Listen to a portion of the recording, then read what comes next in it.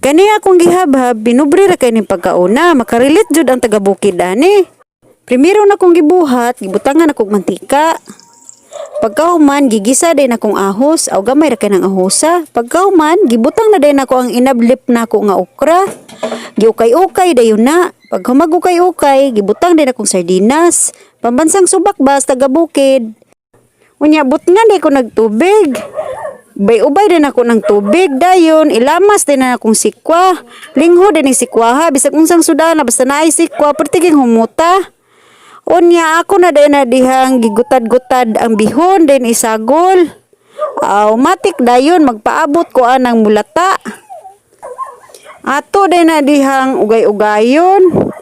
Sagulon basog kayon, then but nga din na nato naggamay timpla, then patisan aron dili luspad. Matik dayon, ugay-ugayon na pud. O paabot anang maluto, og di ara luto na, habhab na pud.